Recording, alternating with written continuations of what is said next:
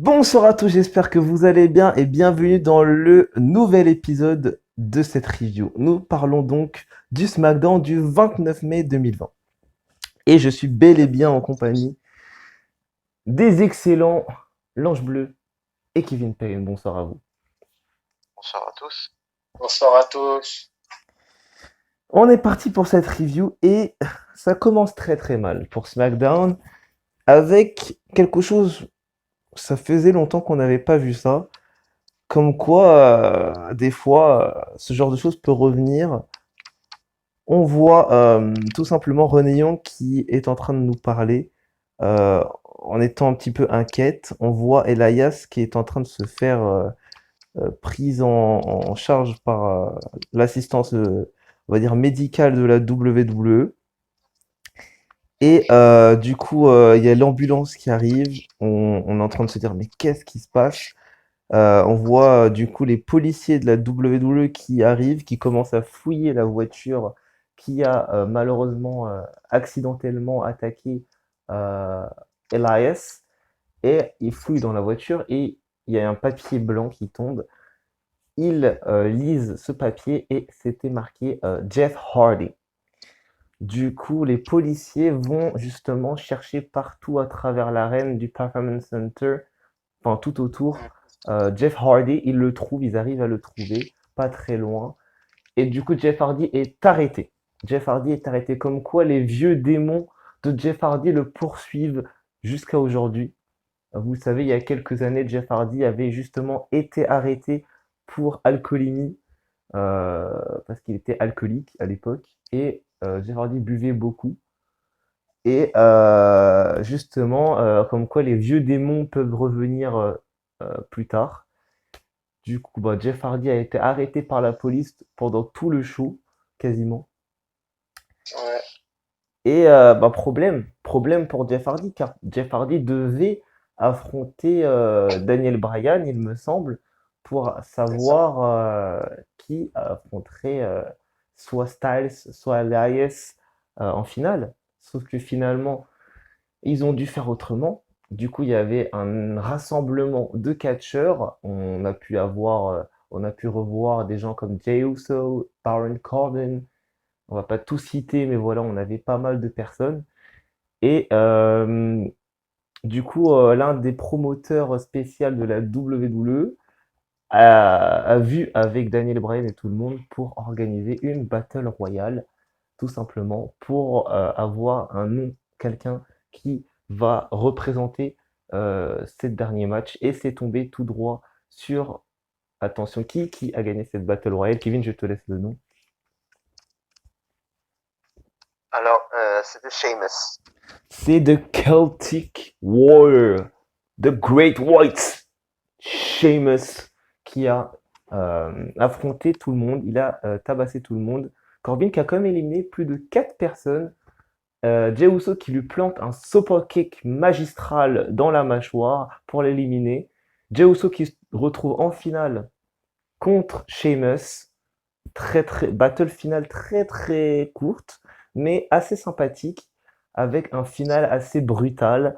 Dans un premier temps, Sheamus va pousser Jey Uso littéralement dans le poteau. Ensuite, Jey Uso va essayer de se défendre avec un super kick, sauf que Sheamus, dans un deuxième temps, va lui contrer son pied. Il va repousser son super kick, mettre un brogue kick et battre Jey Uso.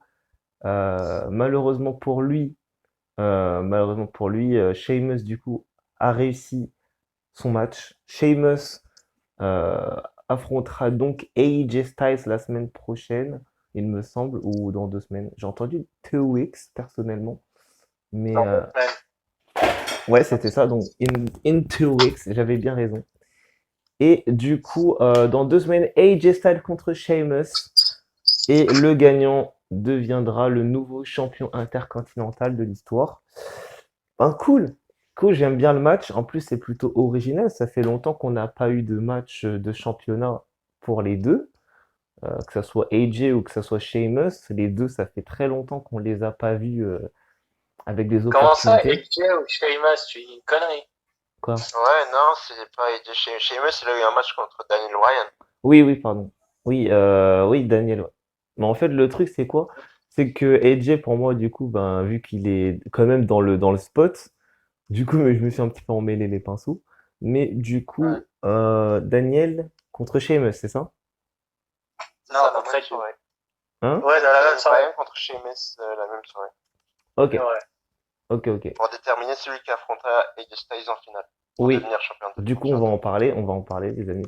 Ça arrive, on fait tellement de vidéos qu'on s'en mêle rapidement les pinceaux. On fait tellement de trucs que, en fait, au bout d'un moment, on perd un petit peu le nord, comme on dit. Et surtout avec ce genre de situation où t'as Jeff Hardy qui se fait embarquer, t'es un peu, un petit peu stressé pour la suite du show, tu vois. C'est ça.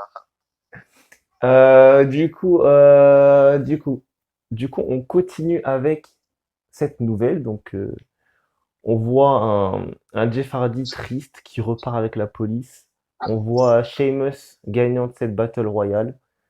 On continue avec un début de rivalité entre Cesaro et Shorty G. On voit du coup Chad Gable qui a éliminé Cesaro pendant cette Battle Royale, malgré lui. Ouais. Et Cesaro qui a très très mal pris cette élimination. Il a fait une entourloupe, un truc qui normalement ne se fait pas. Quand tu es éliminé d'une Battle Royale ou d'un Royal Rumble, tu ne dois pas remonter dans le ring, quel que soit ce que tu veux faire. Et Cesaro en a profité, il a attendu que les officiers tournent la tête pour remonter dans le ring, éliminer Chad Gable et repartir en fait. Cesaro nous a fait un mauvais coup, un coup bas. Il y a un début de rivalité qui se prépare entre les deux. Ouais. Je sais pas quel est l'objectif de cette rivalité, mais franchement l'idée pour moi est pas mal. Si ça se met remettre en avant les deux, pourquoi pas? C'est dommage en plus que Cesaro n'ait pas gagné, parce que je sais que Cesaro fait partie des favoris pour le titre intercontinental. C'est vrai que c'est très dommage de l'avoir revu sur cette opportunité et qu'il reperde encore une fois. C'est un petit peu. J'avoue que c'est un petit peu embêtant, évidemment. Ouais. Mais c'est la vie, c'est la WWE qui est comme ça. Sheamus vient de revenir, il n'a jamais eu le titre intercontinental. Il en a rapporté des titres, mais jamais le titre intercontinental dans sa carrière. Du coup, je pense que c'est pour ça qu'ils l'ont fait gagner, pour qu'il tente. Et comme il vient de faire son retour, ça se comprend. Kevin, qu'est-ce que tu penses de Sheamus, du Celtic Warrior? Alors, comme il avait ajouté sur son interview avec Kyle Braxton, je crois, s'il gagne le championnat intercontinental, il sera le dernier Grand Slam Champion, Tout à c'est-à-dire fait. avoir remporté tous les titres majeurs et mineurs de la compagnie. Tout à fait. Donc ouais, ce serait très intéressant de le voir remporter ce match contre Daniel Bryan, qu'on parlera par la suite. Bah oui, tout à fait. Tout à fait, tout à fait. Et toi, l'Ange Bleu, du coup, qu'est-ce que tu penses de ce match? Qu'est-ce que tu penses de Sheamus? Est-ce que tu penses qu'il mérite cette opportunité? Hum, non, oui, oui et non. C'est-à-dire oui et non. Explique. Oui, il mérite dans le sens il est là depuis, il a fait un bon retour et il est là depuis quelques semaines. Mais non, parce que j'ai du mal à me faire avec son personnage et puis avec ses Comment ça, provocations. t'as du mal à t'y faire avec son personnage? Sheamus n'a pas changé. On va dire qu'il a eu un run en tant que heel avec les cheveux rasés, tout ça, en crête, avec l'aide de l'autorité, tout ça, où il est devenu champion d'ailleurs à ce moment-là, en battant Roman Reigns, on s'en souvient. Mais, euh, mais à part ça, Sheamus n'a pas vraiment changé. Sheamus est Oui, redevenu le même Sheamus qu'on connaissait avant, à part le fait qu'il n'a pas récupéré son ancienne musique. Mais Sheamus c'est le même qu'il y a quelques années. C'est juste qu'il a un petit peu vieilli. Il a un petit peu pris de l'âge. C'est tout. oui, Oui, mais ce que je veux dire par là, c'est qu'il mérite cette opportunité, mais après il est trop mis en avant. Et Mais c'est ce que normal. je trouve, C'est oui, mais normal qu'il ait mis en avant, il vient de faire son retour. je trouve ça un peu abusé, surtout que là, je sais pas vous ce que vous en pensez, mais il s'attire les foudres de bon nombre de superstars. On peut Mais c'est citer, le but, c'est le but. Tu sais, on peut citer, comme on dit, le monde du divertissement sportif, surtout à la WWE, c'est une éternelle compétition. C'est-à-dire que tu peux pas, même si tu es champion avec 900 jours, tu auras toujours quelqu'un qui voudra te piquer ton titre. Même si tu as tabassé tout le roster du show, il y aura toujours quelqu'un qui voudra ta peau. Tu peux pas te reposer sur tes lauriers. N'est-ce pas, Kevin? je vois ce que tu veux dire, mais il titille beaucoup Jeff Hardy ces dernières semaines. Cette semaine, c'était Matt Riddle. Je serais Sheamus, je ferais pas le malin avec Riddle, personnellement. On va en parler d'ailleurs, juste là. Du coup, ça a été officiel. Matt Riddle a effectué son dernier match à NXT. Il a affronté son ancien partenaire qui a été justement conseillé par Pete Dunne. Pete Dunne s'est blessé malheureusement. Et donc Pete Dunne n'a pas pu rester avec Matt Riddle. Il a dû se rééduquer, tout simplement. Quand tu es blessé, c'est normal. Et du coup, pour éviter que les titres soient abandonnés, ce qui est très intelligent de la part de Pete Dunne, il a appelé un vieil ami à lui qui est Timothy Thatcher pour faire équipe avec son pote Matt Riddle. Sauf que il s'est passé quelque chose avec Matt Riddle et Thatcher qui ont fait un match par équipe contre Imperium, Marcel Bartel et Fabian Hartner à NXT. Et Matt Riddle a envoyé, je crois, Fabian Hartner sur Timothy Thatcher. Non, c'était Marcel Bartel. C'était Marcel Bartel? Marcel Bartel. C'est Marcel Oui. Bartel, ok. Donc il a envoyé Marcel Bartel sur pardon, sur Thatcher. Thatcher l'a mal pris Voilà, avec parce qu'il y a une planche quelques, japonaise. parce que il y a quelques shows, Thatcher avait prévenu Matt Riddle en lui disant que le jour où tu me trahis, je te frapperai, quoi. En gros, il l'a prévenu. Je te le rendrai, voilà. Et du coup, le jour était arrivé. Timothy Thatcher l'a pris très très mal. Du coup, Matt Riddle l'a défié dans un match de cage, pardon. Ils se sont affrontés. Et au grand coup d'œil, aux grandes surprises de tout le monde, c'est bel et bien Timothy Thatcher qui a endormi Matt Riddle dans la cage, dans le fight pit. Kurt Angle, qui était l'arbitre spécial de ce match, a dû tout simplement mettre fin au match après justement que Matt Riddle soit littéralement endormi après cette sleeper hold, cette prise du sommeil faite par Thatcher. Du coup, Timothy Thatcher a remporté le match et Matt Riddle, justement, à mon avis, le fait qu'il ait perdu ce match, c'était pas pour le décrédibiliser, c'était juste pour en fait signer la fin du run à NXT. C'était pour signifier le début et un peu plus tard, à SmackDown, Kurt Angle en personne nous a fait un petit résumé de sa carrière. Et après, il a dit tout simplement qu'il est heureux, il est tout à fait heureux d'être de retour et il est heureux surtout de nous apprendre que The Original Bro, Matt Riddle, fera très prochainement ses débuts à SmackDown. Donc les rumeurs n'étaient pas des rumeurs, mais donc une affirmation. Matt Riddle va bel et bien faire ses débuts à SmackDown dans très peu de temps. Donc, bienvenue à Matt Riddle dans le roster principal. Bienvenue à lui. Après, en ce qui concerne la suite pour Matt Riddle, je sais pas. Franchement, on sait les grosses rumeurs qu'il y a, on sait les choses qui ont été dites, on sait les grosses rumeurs. Quand je parle de grosses rumeurs, je pense que tous ceux qui regardent Twitter tous les jours connaissent très bien ce que je veux dire. Mais apparemment, vous le savez, il y a eu un espèce d'échange malsain entre Brock Lesnar et Matt Riddle ces derniers temps sur Twitter. Il y a même une règle que William Regal et Triple H ont instaurée dans le Performance Center pour éviter ce genre de choses. Désormais, les catcheurs de NXT ne peuvent plus parler sur les catcheurs du roster principal. C'est interdit aujourd'hui à cause de cette situation. Parce que Matt Riddle s'en est amusé en fait Brock Lesnar, bon, Brock Lesnar, on connaît qui c'est Brock Lesnar, il aime bien se vanter et tout ça. Sauf que Matt Riddle a affirmé sur Twitter s'il y a bien un homme qui pouvait mettre fin à la carrière de Brock Lesnar, c'est bien lui. Il veut mettre fin à la carrière de Brock Lesnar. Il l'a dit plusieurs fois et il l'a certifié encore et encore à Brock Lesnar. Il veut mettre fin à sa carrière. Du coup, ça n'a pas plu à Brock Lesnar, évidemment. Donc, est-ce que le fait que Matt Riddle soit dans le roster principal est une préparation à ce match? Est-ce que Brock Lesnar contre Matt Riddle est en train de se créer? Est-ce que la rivalité est en préparation? Eh ben, on va savoir la suite dans les prochaines semaines, sachant que pour l'instant, les rumeurs, ça dit Brock Lesnar contre Bobby Lashley et pas Brock Lesnar, Matt Riddle. Après, on verra. Après, on verra. Je dis on verra, on verra. On peut pas tout de suite dire les choses.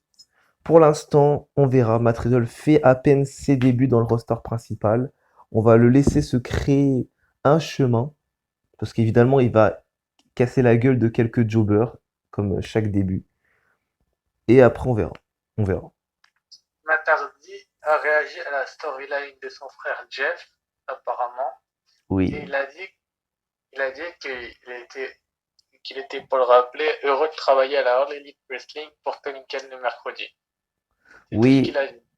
Non, il a pas dit que ça, mais en fait, Matt Hardy, si tu veux vraiment en parler, même si ça n'a rien à voir avec le show, Matt Hardy a dit clairement que il était très content d'avoir fait son retour à WrestleMania 33 à Orlando, en Floride, euh, dans le main event, enfin l'un des main events. Et franchement, il aime beaucoup ce match. Il l'a dit plein de fois, mais il pense que les Hardy Boys ont été mal utilisés après ça. Et il regrette pas d'avoir été à la WWE, il regrette juste d'avoir été mal utilisé avec son frère. Et il souhaite le meilleur pour la suite à son frère, tout simplement. Je pense que... Oui, oui, oui. Et pour revenir sur Jeff Hardy, pour revenir sur ce show, j'ai trouvé ça assez gênant qu'il revienne sur, que ce soit d'Hardy lui-même ou pas, c'est pas sain de revenir sur les problèmes qu'a eu Jeff Hardy. Ça aurait été mieux de le faire progresser sur un ring, s'offrir un nouveau run et l'applaudir pour ses prouesses catcheuses et pas avoir pitié de lui. Franchement, les audiences ne justifient pas tout et je trouve ça totalement dégueulasse qu'ils reviennent dessus De quoi? pendant le show. De quoi? Bah, sur ses problèmes de la vie privée. Mais tu sais, moi je vais te dire un truc. Dans le catch, c'est comme partout. On l'a vu avec Lars Sullivan avec ses problèmes sur Pornhub. On l'a vu avec plein, plein, plein de catcheurs. Que ça soit ancien ou que ça soit nouveau, c'est pareil pour la WWE ou pour n'importe quelle entreprise. Si tu as des antécédents médicaux, si tu as des antécédents d'alcoolique, si tu as des antécédents d'acteurs porno, tout se suit à la WWE. Ils suivent ta carrière, ils suivent tes prouesses et ils suivent surtout ce que tu as fait dans ta vie. Donc s'ils voient que tu as des antécédents, on va dire, alcooliques, ça va pas leur plaire. S'ils voient que tu as été, comme malheureusement Lars Sullivan a été gay sur des sites porno, et ben ça l'a suivi. Et Lars Sullivan, c'est pour ça qu'aujourd'hui il n'est plus là. Parce que Lars Sullivan a failli se suicider d'ailleurs, il n'y a pas très très longtemps, à cause de ça. Parce qu'il a C'est été vrai, suivi jusqu'à lui, tu vois, c'est revenu jusqu'à lui, euh, ça a coûté sa carrière, c'est donc vrai. Mais c'est pour dommage, revenir, c'est comme ça, c'est le divertissement sportif, c'est la WWE, c'est la plus grosse entreprise des États-Unis, c'est normal, ils se doivent quand même d'avoir, comment dire, des talents. Comment dire? J'ai pas d'autres mots à part ça, mais si Kevin il veut finir ma phrase, il peut le faire. Ouais, enfin, je vais ajouter quelque chose, c'est que les storylines ne sont jamais faites sans l'accord des catcheurs. Ça veut dire que les c'est vrai. producteurs, les bookers ont demandé à Jeff Hardy, sûrement, si ça le dérangeait ou pas de parler de sa vie privée. Jeff Hardy a sûrement dit non, puisqu'ils ont fait la storyline. Ou même, parfois ça arrive, c'est les catcheurs eux-mêmes qui proposent les storylines. Ça se trouve, c'est Jeff Hardy lui-même Tu as Oui, je dû faire pense ça. que, à mon avis, Jeff Hardy, il a envie d'en rigoler. Tu sais, en fait, quand j'ai pas envie d'en tergiverser parce qu'il y a beaucoup de matchs à parler quand même. Enfin, il y a beaucoup de situations qu'on doit parler, mais je pense qu'on va finir ça sur ça. Euh, le truc, c'est quoi? C'est dans la vie, je pense, je parle pour tout le monde. Dans la vie, vous avez tous eu des problèmes, tous eu des antécédents médicaux ou alcooliques, tous eu des antécédents de fumeurs. On a tous eu des problèmes. Et en général, dans la vie, ce qu'il faut faire pour éviter de tomber dans la dépression et surtout des fois probablement en mourir, parce que des fois il y a des gens qui s'en suicident de ce genre de choses, vaut mieux en rire. Vaut mieux vraiment en rire de soi-même, vaut mieux se moquer de soi-même que d'en mourir, que dans se suicidant à cause de ça. Donc je pense C'est que vrai, Jeff ouais. Hardy il voulait en rire, il a dû vouloir en rire. Et c'est tout à fait bien. C'est vrai, je suis d'accord Je avec ça. préfère que Jeff Hardy se fasse arrêter pour ça, qu'il se fasse arrêter pour des vraies choses. Vous voyez ce que je veux dire? Oui, et encore une fois, les gens, je vais me répéter et me répéter et me répéter pour finir là-dessus. Il n'y a pas que ça à parler, mais je vais vous le dire franchement, Jeff Hardy n'est pas le coupable. Vous avez beau l'accuser autant que vous voulez, autant que vous Mais on êtes le sait que c'est pas le coupable, on le sait, t'as pas besoin de le dire, t'as pas besoin de le répéter, un, comme tu dis, il est pas coupable. un nombre incalculable de fois, je vois des tweetos, des mecs sur YouTube, des fois même des gens sur Facebook qui disent oui, mais c'est Jeff Hardy qui l'a renversé. Non, c'est pas lui. Je sais pas si Mais on c'est avait dit la même facile, chose. c'est même comme dans la C'est vraie pas lui. vie. Comme dans la vraie vie, il se passe un accident, les policiers, c'est leur travail de fouiller la voiture, de voir ce qui s'est réellement passé. Il y a les coordonnées de Jeff Hardy qui sont tombées. Ils, ils ont vu les preuves. Pour eux, c'est des preuves. Et du coup, il s'est tombé sur Jeff Hardy au mauvais moment, au mauvais endroit. Et malheureusement, c'est comme ça. C'est la réalité des choses. C'est dans la vraie vie, ça arrive tout le temps. C'est vrai, mais on va pas tergiverser sur le sujet pendant 500 ans. Voilà, je On, pense qu'on on en a doit, déjà assez on parlé. doit, Mm. on doit parler de Sonia Deville et de Lacey Evans si je dis pas de conneries. Oui, on va en parler. Donc, prochain match, c'était un match une contre une avec Lacey Evans qui a affronté Sonny Devil. Un match qui s'est provoqué sur Twitter, encore une fois, comme quoi Twitter est vraiment un as de la provocation pour la WWE. Et du coup, Sonia Deville a provoqué Lacey Evans en lui disant qu'elle allait lui arracher ses cheveux blonds et la battre en fait sur le ring. Non, d'abord, elle a provoqué Mandy Rose en disant que elle a perdu ses deux opportunités contre Sonya Deville, mais que certainement elle aura un troisième match parce que elle est blonde et qu'elle est très belle. Et Ouais, là, t'as Lacey Evans qui lui a dit, tu vas voir ce qu'elle va te faire, la blonde. Et voilà, s'en est suivi je une vois, dispute entre les deux. je C'est vrai. vois. Du coup, ce qui s'est passé, les amis, c'est qu'ils se sont bien battus toutes les deux. Mais au final, le match est terminé par un double décompte à l'extérieur, avec Lacey Evans et Sonya Deville qui se battaient à l'extérieur. L'arbitre, en fait, ils ont pas, à mon avis, ils n'ont pas entendu les 10 secondes de l'arbitre. Et du coup, le match s'est terminé par un double décompte. Aucune victoire, du coup. Je pense que cela va déboucher sur non, pas sur une rivalité, parce que pour moi, Sonya Deville est actuellement en rivalité avec Mandy Rose, vous le savez. Toujours, ouais. Je pense que pour moi, c'est probable que plus tard, ils se construisent une rivalité. Mais Lacey Evans, pour l'instant, elle est en rivalité avec Banks. Elle a pas fini sa rivalité avec Banks. On verra ce que ça donne pour la suite. Je crois qu'elle a fini sa rivalité avec Banks parce que quand même, on la voit plus du tout contre Banks. C'est plus Moi, je contre pense l'autre. que, pour moi, je pense que c'est pas fini. Après, ça se trouve que si.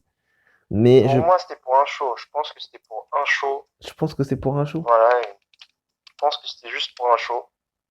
Et pour les Sevens, je sais pas qu'est-ce qui va se passer, mais Moi non plus, je sais pour pas. moi, c'était pour un show. Franchement, moi je pense pour éviter que les Evans ça soit mis de côté, j'aimerais beaucoup qu'elle suive sa rivalité avec Banks une dernière fois pour un prochain show, pour Backlash par exemple. Finisse ça à Backlash dans une stipulation, ça peut être pas mal. Et en ce qui concerne Mandy Rose contre Sonya Deville, pour moi c'est une certitude qu'à WWE Backlash, Mandy Rose, Sonya Deville vont s'affronter dans un match Street Fight ou soumission ou tout ce que vous voulez. Pour moi c'est sûr que les deux vont s'affronter à Backlash pour suivre la rivalité. Et en ce qui concerne la gagnante, moi vous savez, je suis un grand fan de la WWE depuis 14 ans maintenant. Donc j'ai suivi pas mal de débuts, notamment Mandy Rose et Sonya Deville, ces deux anciennes catcheuses de Tough Enough. De NXT, ouais, de Turner aussi. Et j'ai regardé Tough Enough en entier, une très belle émission. Mandy Rose, ou Amanda, de son vrai prénom, euh, est une catcheuse qui a très très bien progressé à Tough Enough, dont son actuel run à la WWE. Euh, Elle a été remarquée par Lita Booker T et Billy Gunn, qui étaient les jurys à l'époque. Et moi, je pense que Mandy Rose a le talent. Elle a tout ce qu'elle a. En fait, elle a tout ce qu'il faut pour battre Sonya Deville, malgré le fait que Sonya Deville soit très très très bonne dans le ring. Moi, je pense que Mandy Rose va gagner. Après, ce n'est que mon avis. C'est pas Kevin. C'est ça, bon, je pense qu'elle va gagner parce que Sonya Deville a gagné ses 2 autres opportunités. Oui. Donc, je pense qu'il n'y a aucun doute. Hein. Je pense que Mandy Mandy Rose gagne. Rose va envoyer un message clair, net, précis à Sonya Deville en lui disant on était une très belle équipe en tant que Fire and Desire, on dominait le show de SmackDown ensemble. T'as décidé de me trahir, ben tant pis pour toi, je vais marcher seul désormais. Elle va lui planter sa variante du Fairy Tale Ending de Tommaso Ciampa, dédicace à lui d'ailleurs, et elle va gagner le match. Donc voilà, ouais. C'est vrai, vous avez totalement raison sur les idées du match. Il était, euh, il était pas mal, une sorte d'opposition brutale entre de MMA et de lutte, mais c'est dommage pour la fin. Avec le coup de la table à la fin, c'est pas mal aussi. Mais pour moi, la rivalité, elle est pas finie parce que si tu écoutes bien à la fin du match, Lacey Evans a dit à Sonya Deville qu'elle peut toujours remonter sur le ring pour continuer la bataille. Et t'as Deville qui dit ça continuera à ma manière. Non, elle n'a pas Oui. vraiment dit ça. Elle a dit ça continuera quand elle le voudra. C'est-à-dire que quand elle décidera Donc, d'affronter après Mandy Lacey Rose. Evans, voilà, c'est ça. Donc, après Mandy Rose. Quand elle décidera, elle, de son propre gré, d'affronter Lacey Evans, elle le fera. Ouais. Et ensuite, après, on a eu une légère promo des fois, le Codington Sun. Oui, on a eu The Forgotten Sons, donc du coup Wesley Black, Jackson Riker, pardon, Jackson Wright. et notre ami Cutler. Cutler, qu'ils ont parlé, et du coup, ils ont encore parlé tranquillement en disant que ils allaient plus se faire oublier, comme vous le savez, et qu'ils allaient, entre guillemets, mettre le sang de leur adversaire sur leurs mains, entre guillemets, à ce que j'ai compris. Donc une promo assez sanglante, assez directe, assez claire, nette, précis pour les Forgotten Sons. Ils sont pas là pour rigoler. Et on se rappelle que du coup les Usos, donc Jimmy et Jay, devaient affronter dans cette Fatal 4-Way le New Day, Morrison et le Miz et les Lucha House Party. Sauf que Jimmy Uso s'est blessé. Il est en blessure du genou. Il a sa blessure au genou et je crois qu'il va durer entre 6 et 9 mois, il me semble, j'ai entendu. Donc du coup, Jimmy Uso n'a pas pu participer, du coup ils ont dû chercher une nouvelle équipe et du coup ils ont travaillé avec les Forgotten Sons. Et du coup c'est pour ça qu'ils sont actuellement à SmackDown. Et c'est pareil pour tous les catcheurs comme Austin Theory, Angel Garza, c'est des catcheurs qui n'étaient pas prévus à la base dans le roster principal, mais ils ont tellement fait une bonne impression dans le roster principal qu'ils les gardent. Et c'est très bien pour eux.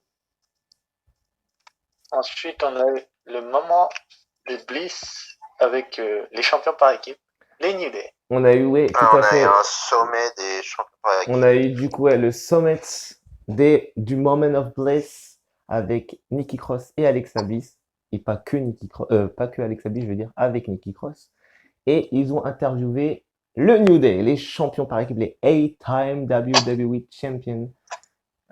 C'était cool. Franchement, très très belle promo, très très belle émission de Bliss. Euh, on a eu quand On même leur a demandé, un petit segment tranquillou. on leur Euh, a demandé, du on coup, leur a rappelé. Cross offre un cadeau au New Day, des pancakes écossais. Cool. Biggie Ouais. offre lui aussi un cadeau à Bliss. Donc il a Du café sorti, qui sortait il a sorti littéralement. Non, il a pas pris du café, De Arthur. ces pecs, carrément. Il a écrasé des morceaux de pancakes dans le café d'Alexa Bliss et il l'a touillé avec un truc qui sortait de son haut. Donc c'est un petit peu dégueulasse entre guillemets parce que ça sort où il y a sa transpiration et tout, donc c'est un peu dégueulasse. Surtout on est en pleine connerie de, de coronavirus, donc c'est un petit peu chaud. C'est Bliss n'a vrai. pas voulu voir ça, et je comprends tout à fait. Euh, du coup, euh, donc après le café Bon, fait on des a graines de eu café, voilà, tout à fait. Donc, l'apparition de Bailey, oui, donc Sasha Bailey et Sasha Banks. Banks sont arrivés. Très C'est très belle vrai. apparition. Mais tout Bailey lui, d'abord, Bailey a ouvert sa bouche envers ce avant match. l'apparition, Attends, je suis en train de parler, gros. Donc du coup, avant l'apparition, avant oui, ouais, fini, l'apparition fini parce que fini. Avant l'apparition de Bailey et de Sasha Banks, on a demandé au New Day qui était leur futur challenger et visiblement les Forgotten Sons sont bien partis. Oui, non, mais on avait compris ça. On avait compris. Ça fait trois semaines qu'on comprend que le New Day va affronter les Forgotten Sons.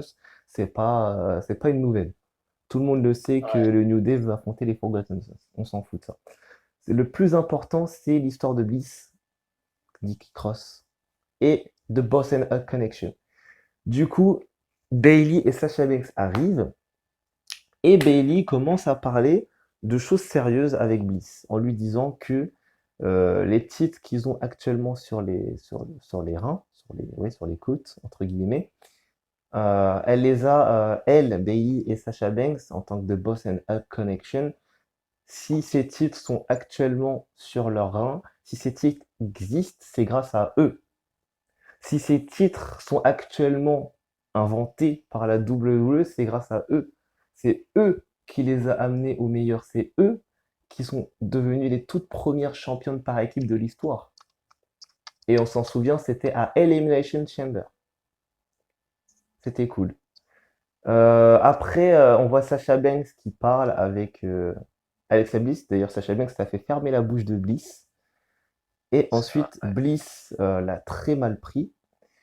Sacha Banks lui propose un truc, elle lui dit des choses, et Un tag team match. Bailey Il lui propose ouvre un sa tag gueule team comme chaque match. fois, met Sacha Banks dans la merde, entre guillemets, il n'y a pas d'autre mot. Bailey dit qu'elle est actuellement pas capable d'affronter quelqu'un pour l'instant, elle n'a pas envie. Du coup, elle met Sacha Banks. La meuf déjà n'était même pas en tenue de catch, elle était en tenue civile, de un. De deux, en plus, elle met sa meilleure amie dans la merde, parce qu'elle affronte quand même la moitié des champions par équipe ouais, de SmackDown, mais également elle affronte une 5 fois championne du monde, qui est Alexa Bliss, faut pas l'oublier. Donc ouais. c'est chaud. C'est là où tu te dis, ah ouais. Et du coup, ben, Sasha Banks arrive, oui, vous m'avez bien entendu, encore une fois, Sasha Banks arrive à battre Alexa Bliss Elle a cassé le statut. malgré la toute petite intervention de Bailey et Nikki Cross. Petite, je dirais grande, hein, parce que quand même, elle a réussi à pousser Alexa Bliss sur le ring et Oui, tomber de la d'accord, troisième je corde. comprends, mais moi, en fait, comme j'ai Pas dit à Arthur petite, à hein. ce moment-là, comme j'ai dit à l'Anglais à ce moment-là, pour moi, c'est dans le spot. Oui, Et en c'est dans le plus, spot, mais Sasha Banks, elle n'a pas gagné légalement. oui, d'accord, mais pour moi, Sasha Banks, je vais te le dire franchement, elle a dominé le match. Pour moi, Sasha Banks, Ouais. elle avait pas besoin de Bailey pour ce match. Je pense que Bailey, elle a fait ça parce qu'elle a cru que Alexa Bliss allait en finir. Elle était sur le point d'en finir d'ailleurs. Elle était sur la troisième Avec corde sa pour son Twisted Bliss, Twisting Bliss. Twisted Bliss. Et c'est normal, c'est ta partenaire, c'est ton partenaire. Imaginons chez nous, on est heel, c'est normal. Si voilà, t'as deux doigts de perdre et qu'on est heel, pour moi, c'est normal de venir t'aider. C'est normal. Voilà. C'est classique, ils sont en équipe, c'est normal. Du coup, notre ami Sasha Banks qui arrive à relever les épaules d'Alexa Bliss. Bailey et Sasha Banks qui se vantent, qui se disent qu'ils peuvent avoir les titres à nouveau. Et donc c'est officiel pour la semaine prochaine. Les amis, ouvrez bien vos oreilles. À ce moment-là, c'est une vraie annonce. Ce n'est pas une annonce comme ça, c'est une vraie annonce. La semaine prochaine, à Friday Night SmackDown, nous aurons la championne ultime de SmackDown, Bailey, en équipe avec Sasha Banks, The Boss and A Connection, à nouveau ensemble, contre Nikki Cross et Alexa Bliss pour les titres par équipe. À SmackDown, match tag team sympathique. Et là, on se pose la question, est-ce que Bailey et Sasha Banks peuvent récupérer les titres? Est-ce que Bailey va se retrouver avec deux titres? Est-ce que Sasha Banks va revenir au niveau? Est-ce que Sasha Banks va retourner en tant que championne? La réponse la semaine prochaine, j'ai envie de dire. Alors, juste avant de terminer sur ça, je voulais souligner pendant la promo de Bliss dans le Moment of Bliss, il y a eu une petite pique de Alexa Bliss sur Sasha Banks. Elle lui a dit, ici, tout le monde a des titres, sauf toi, Sasha Banks, où est ton titre? Et ce Ah, que ça, j'ai bien j'ai aimé, trop aimé ce moment. ce que j'ai bien aimé sur ça, c'est qu'ils ont fait cette petite pique, elle prépare quand même la future rivalité avec Bailey. Oui, après, Tu vois, non, mais à mon franchement, avis, elle a eu un désormais, coup c'est même plus amer, je pense, futur. quand elle a dit ça. Désormais, pour moi, désormais, le mot futur n'existe plus. Pour moi, Oui, enfin, Bailey, ouais, Sasha je pense que Banks, t'as raison, hein. pour Ils sont moi, déjà en Bailey, rivalité Sasha pour Banks, moi. c'est très très sûr que dans très peu de temps, elles vont nous faire comme à NXT, c'est-à-dire l'un des meilleurs matchs de l'histoire d'NXT. Ce match ami contre ami, Sasha Banks contre Bailey, façon rivalité, ça va être cool. Ça va être cool. Je pense que Sasha Banks va lui reprendre le titre entre potes. Et voilà. On va avoir le rôle inversé, en fait, tout simplement. Mais Moi, je pense que Bailey, Sasha Banks, pour moi, ça va. Leur amitié peut-être va prendre un coup, évidemment. Mais je pense pas qu'ils vont mettre fin à leur amitié après ça. Je pense pas. Après, Alors, ouais. est-ce que le heel turn, parce que moi j'appelle pas ça un heel turn, parce que déjà Sasha Banks C'est est un face déjà turn, c'est un heel, face turn, elle va c'est un faire un face turn. face turn. Donc je pense pas, ça serait pas du tout crédible qu'elle trahisse Bailey. En fait, quand tu fais un face turn, c'est pas crédible. Quand tu fais un face turn, c'est clair, tu retrouves la foule, tu retrouves les encouragements de la foule, tu retrouves la pop. Donc pourquoi tu trahirais quelqu'un? Trahir, c'est mal, c'est Bah, heel.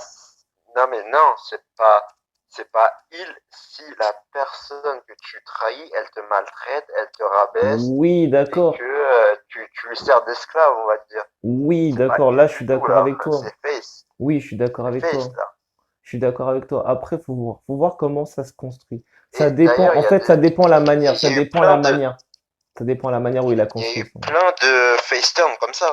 Je me Oui, non, rappelle mais à l'époque je sais. de Miz et Alex O'Reilly, par Oui, exemple, Alex Riley où qui lui Alex met une O'Reilly, droite, je sais, je me voilà, c'est ça. Par rappelle, exemple, c'était un face turn. je me Il y en rappelle. a eu beaucoup. D'ailleurs, Alex Riley qu'on ne moi, revoit plus, on a vu un run de lui à NXT, mais bon, après, plus rien, malheureusement. moi, je pense que pour ce qui est du match entre Sasha Banks et Bailey, était cool, franchement. Elle a gagné de manière, on va dire qu'elle a été légèrement aidée, mais je pense pas qu'elle en avait réellement besoin, comme l'a dit Zilas, ou comme l'a dit Chris, Comme tu ou veux. Dixon. Comme tu veux, j'ai trop Euh, de noms, arrête. Si on commence à parler de noms, on va pas s'en sortir. les gens, comme il l'a dit, ça a été franchement un super match. Sacha Banks s'est bien débrouillé sans Bailey. elle a légèrement gagné sur Bailey parce que si tu vois bien, quand Bailey pousse, Bailey, elle a pas interféré dans le match, elle a juste poussé Nikki Cross sur Bliss. C'est tout ce qu'elle a fait. Hmm. Et, et même sans cette intervention-là, je pense qu'elle aurait gagné. Je Non, je pense pense que, que le Twist in Bliss, il était décisif, hein. Si elle a touché Sasha Banks, c'était fini. ouais, mais je pense ensuite que pour la semaine prochaine, écoutez bien un scoop, je pense que ce n'est pas une prédiction, mais c'est un spoiler que Sasha Banks et Bailey vont regagner les titres par équipe féminin pour la deuxième fois de leur carrière avant de devenir championne. Et j'ai trois scénarios possibles. Soit à Backlash, on se retrouve avec Sasha Banks et Bailey contre Alexa Bliss et Nikki Cross contre les Iconics. Hmm. Soit Alexa Bliss et Nikki Cross contre les Iconics, soit Sasha Banks et Bailey contre les Iconics. Hmm. Soit Alexa Bliss ou Nikki Cross signe Bailey et obtient un match de titre à Backlash. Non, en fait, je vais te dire franchement un truc. En fait, tes trois scénarios sont possibles, certes, mais pour moi, il n'y a qu'un seul scénario qui va se passer. Alexa Bliss et Nikki Cross vont conserver les titres la semaine prochaine à SmackDown. Pour la simple et bonne raison que les officiers de la WWE les adorent et ils vont pas leur faire perdre les titres comme ça. En ce qui concerne Sasha Banks et Bailey, je pense que Bailey va garder le titre encore très longtemps. D'ailleurs, je pense que Kevin va vous donner sa théorie juste après que j'aurai fini de parler. Mais je pense que Bailey va conserver le titre pendant très très très longtemps encore, parce que c'est la championne ultime de SmackDown, et que, comme elle dit elle-même, c'est the role model. N'est-ce pas, Kevin?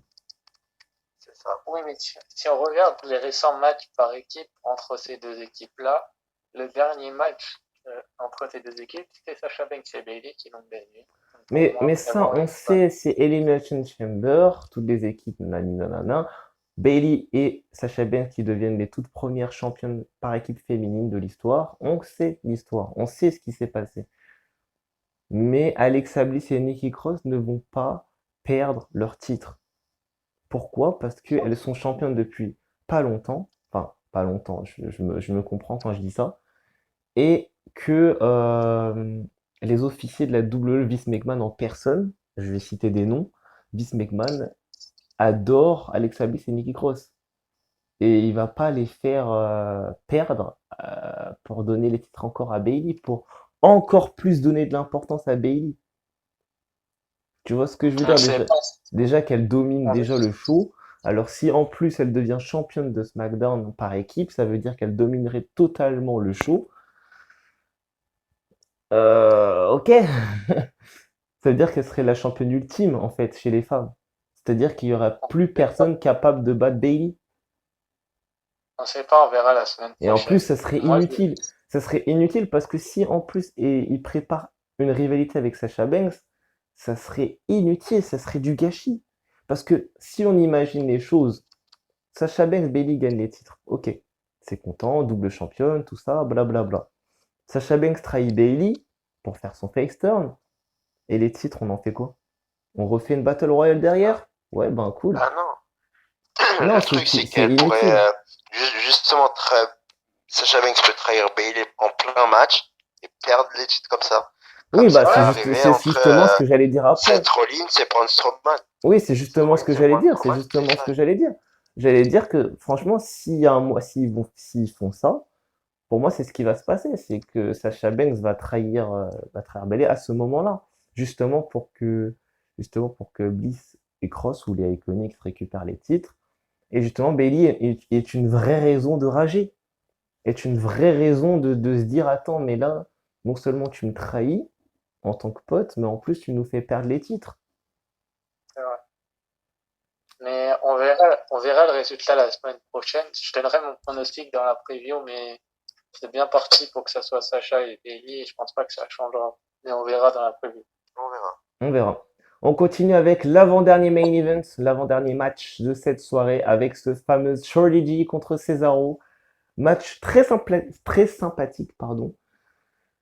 Euh, Match assez réversible parce que Shorty G arrive tant bien que mal à battre Cesaro.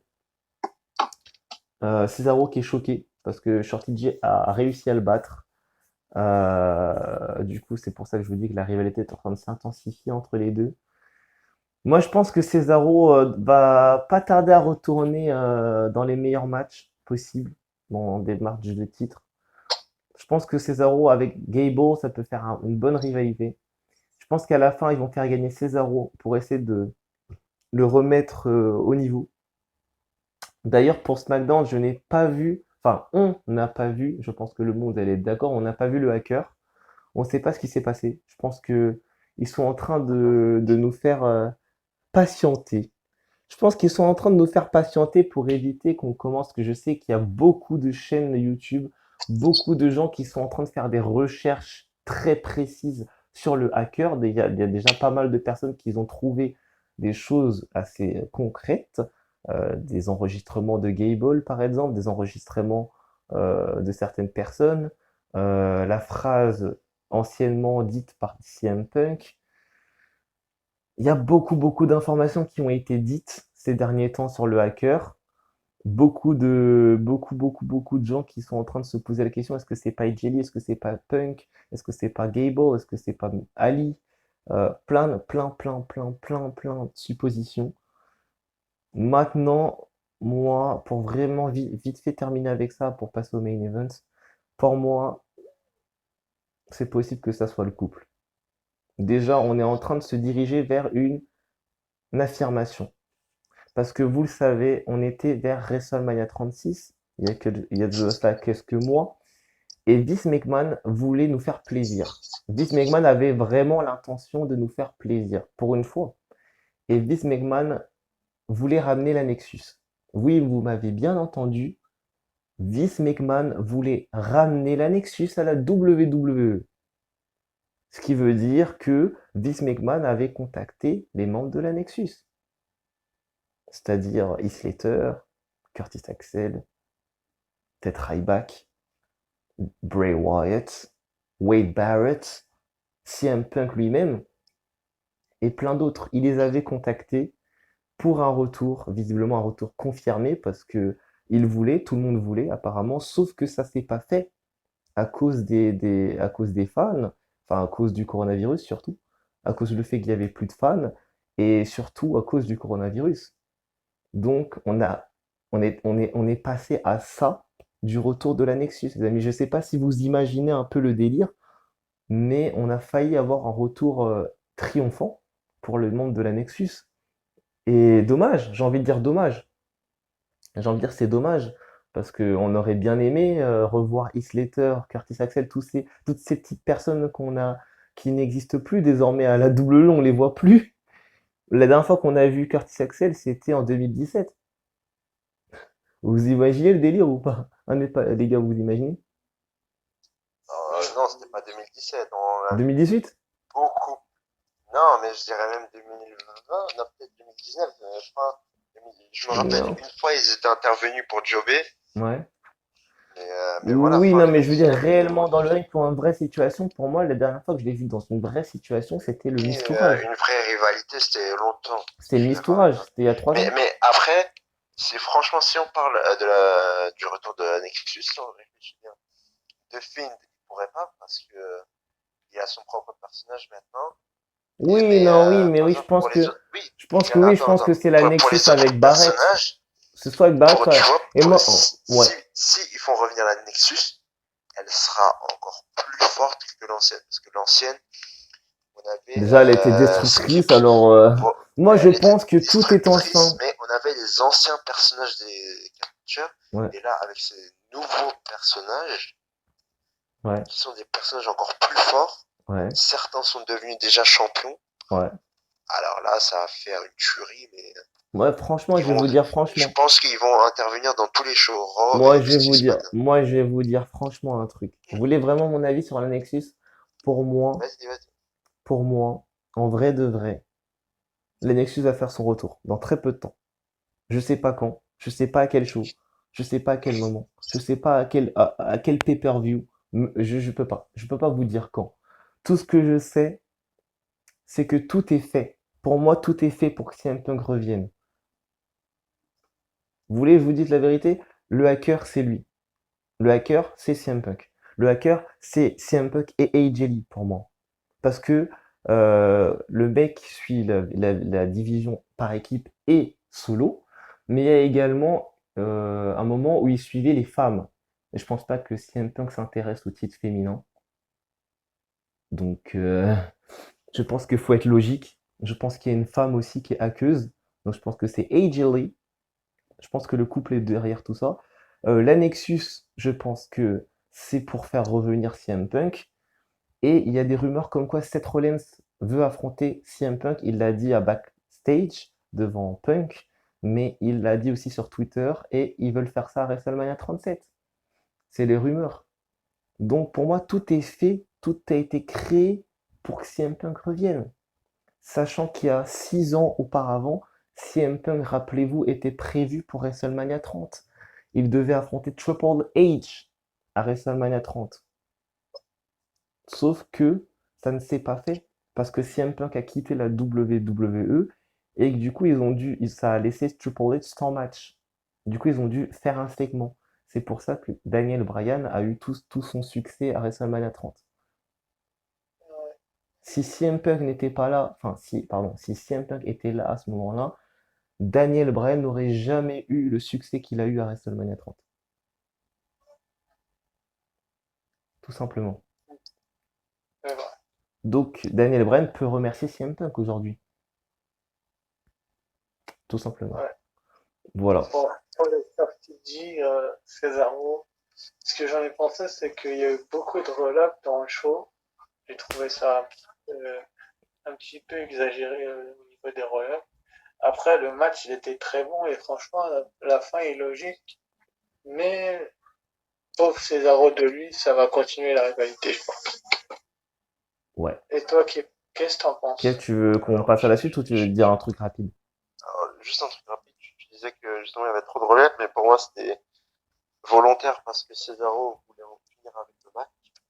Il voulait en finir vite. À mon avis, l'histoire c'était ça, c'était que comme Chad Gable avait Shorty du coup avait défié Cesaro, Cesaro voulait en finir vite avec Shorty. Sauf Il que ça voulait s'est faire une retourné victoire, contre lui. voilà, il voulait faire une victoire rapide pour l'humilier. En plus, il s'est moqué de sa petite taille, justement en backstage, on s'en souvient. Mm. Voilà, mais ce serait une rivalité assez intéressante à suivre. Et voilà, on s'en rappelle que Shorty J avait affronté King Corbin, Mm. un des coéquipiers de Cesaro et Shinsuke Nakamura. Tout à fait. Donc logiquement, la prochaine rivalité sera avec Shinsuke. Probablement. Entre Shinsuke et Shorty J. Probablement. Probablement. Et ensuite, après, on a eu Otis et Mandy Rose au bord de la piscine. Oui, un petit segment avec ce petit couple qui est en train de se construire entre les deux. D'ailleurs, je leur souhaite le meilleur pour la suite. Et on va passer au main event, les amis. Main event de la soirée, Daniel Bryan versus the Celtic Warrior Sheamus. Le gagnant va en demi-finale pour affronter AJ Styles dans 2 semaines à SmackDown pour le titre. Moi, je pense que ce match a été très très beau. Et c'est Daniel Bryan qui a battu Sheamus. Bryan parvient à river les épaules de Sheamus à la suite du running knee grâce à la distraction provoquée par le retour de Jeff Hardy. Oui, messieurs, Jeff Hardy est de retour. Jeff Hardy s'est libéré de prison et Jeff Hardy a gêné Sheamus. Je trouve que c'est logique, ils sont en rivalité, tout va bien. Du coup, malgré son arrestation, en début de soirée, le charismatique Enigma, l'énigme charismatique en français, attaque Sheamus au centre du ring. Ce dernier célèbre pour conclure cet épisode de SmackDown et aucune explication n'est donnée quant à son retour au Performance Center. Je pense qu'il parle du fait qu'aucune aucune explication concernant la suite de qui a attaqué Elias et je pense que c'est ça qu'ils veulent parler. Et oui, on ne sait pas qui a attaqué Elias. On sait que probablement il y a des rumeurs comme quoi c'est Jeff Hardy parce que justement, la police a vu son nom dans sa voiture, dans la voiture, mais ça se trouve, quelqu'un a fait exprès d'accuser Jeff Hardy. Ça se trouve, quelqu'un en veut à Jeff Hardy. Vous voyez ce que je veux dire? Quelqu'un en a fait exprès. Le quelqu'un en question, ça se trouve, je sais pas, est, comment dire, malhonnête et qu'il s'est barré bien avant que les policiers arrivent et il a voulu faire accuser Jeff Hardy pour, euh, pour se débarrasser de lui. Sauf que ça s'est pas passé comme il voulait, parce que Jeff Hardy est de retour et je pense qu'on va vite savoir qui c'est. Moi, je ne sais pas, il y a des rumeurs comme quoi c'est Corbin, des rumeurs comme quoi c'est Hardy. Je sais pas. Peut-être un début, peut-être un retour, peut-être c'est vraiment Jeff Hardy à cause de l'alcoolémie. Je ne sais pas. Parce qu'apparemment, il a été désigné négatif à l'alcoolémie. Donc, probablement, ce n'est pas lui. Ce n'est pas Jeff. On ne sait pas. On ne sait pas. On va le savoir dans quelques semaines, dans quelques jours, les amis. Patientez, patientez, patientez. N'est-ce pas, Kevin? C'est ça. Pour moi, si Jeff a été libéré, c'est que la police a découvert que ce n'était simplement pas lui. Et pour moi, franchement, ce serait trop simple de penser que c'est Sheamus ou King Corbin. Hmm, Pour moi, ce serait trop simple comme rivalité parce que tout le monde s'en douterait. hmm. Et à mon avis, Jeff Hardy a attaqué Sheamus à la fin parce qu'il a pensé que c'est lui Qui qui a lui a fait tout fait ça. ça? Hmm. Voilà, mais à mon avis, c'est pas lui. Moi, C'est pas lui. je pense que Je sais pas, mais pour moi, c'est pas lui. soit par simple miracle, c'est la Nexus, qui sait, hein, vous savez, des fois des surprises viennent. Ça se trouve, c'est vraiment la Nexus, ça se trouve, c'est Sheamus, mais il veut pas le dire. Ça se trouve, c'est vraiment Hardy qui est en état d'alcoolémie. Ça se trouve, il y a beaucoup de questions qu'on se pose, les amis. Mais je pense qu'on va avoir des rumeurs, pardon, j'ai le hockey. Je pense que euh, je pense qu'on va avoir des affirmations dans les prochaines semaines avec ces deux-là. Et j'espère qu'on aura des bonnes nouvelles. J'espère que Elias va bien. Apparemment, il n'a pas une blessure qui pourrait probablement arrêter sa carrière. C'est quelque chose, on va dire, de réversible, c'est-à-dire une blessure qui peut se réparer tranquillement. Donc ça va, c'est pas grave. Donc tout va bien. Mais faut faire gaffe quand même. Parce qu'une voiture qui te fonce à 80 km/h sur toi, en général, c'est plutôt la voiture qui gagne, tu vois. N'est-ce pas, Kevin? C'est ça. Et je vais peut-être lancer une théorie en disant ça, mais tu disais que le hacker n'était pas apparu du show, mais est-ce que il serait apparu en étant celui qui a fait tout ça? Ah, donc attends. Si je résume ce que tu viens de dire ces dernières secondes, tu viens de dire que tu viens de penser que le hacker en question est l'auteur de cet accident. C'est ça. Exactement. On a vu des vidéos de Jeff Hardy, je me rappelle, de King Corbin et de Elias dans le bureau du hacker. Est-ce que justement ils s'en prendraient pas à eux pour dévoiler la vérité, pour que la Ouais, vérité soit entendue? ben c'est possible. C'est possible. Et c'est possible avec toutes les rumeurs actuelles sur la Nexus sur CM Punk. Est-ce que c'est réellement CM Punk, les amis? Vous imaginez le délire? Que ça soit réellement lui? Et ben, à mon avis, SmackDown va prendre un sacré coup si c'est réellement CM Punk. Moi, je vous le dis franchement. Sur ce, les amis, je pense qu'on va mettre fin à cette review. Ça a été un SmackDown plutôt sympathique. J'ai hâte de voir la suite. J'ai hâte d'avoir des réponses à nos questions, tout comme vous, je pense. Sur ce, likez, commentez, partagez, abonnez-vous et activez la cloche pour savoir toutes les prochaines vidéos, toutes les prochaines notifications sur ma chaîne YouTube. N'hésitez pas à vous abonner, c'est très important. Et on se retrouve même heure, même chaîne, même endroit pour la prochaine review, la prochaine preview, évidemment. Merci à vous tous et on se retrouve très prochainement. Merci à vous tous.